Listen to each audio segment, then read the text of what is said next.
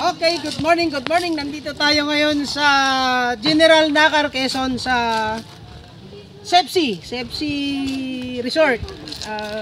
Maliligo tayo. Ganito kami dito. Ito, meron kami mga baon-baon. Ito, pakita namin sa inyo. Ito, maganda yung place nila. Kasi ito, mayroon kaming mga kasama dito.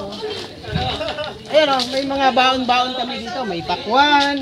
Meron kami mga chichiriya. Ito, ang daming chichiriya para sa pagkain. Ito, may mga soft drinks, ganyan. Ito lang yung mga baon namin. Simpleng-simple lang.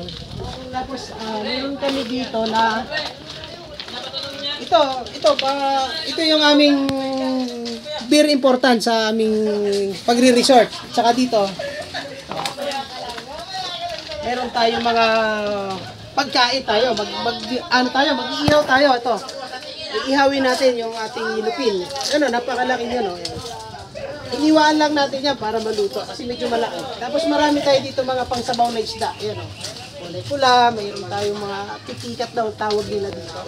Tapos mga ito, alumahan. Tapos bumili kami ng mga matambaka. Puro sariwa. Masarap talaga sa probinsya, puro sariwa. Meron din kaming hotdog para sa pang-ihaw. So dito lang kami mag-iihaw. Tapos ito, ihaw-ihaw kami dito. Tapos inom ng konti. So ganun lang gagawin namin. Di ko sa dagat. Ito, may dagat tayo dyan. Pagka gusto mo, meron tayong pool doon. Yan, okay. Ihawin na to. O yan, makita mo yung ihawan namin. Napakalaki nung ihawan.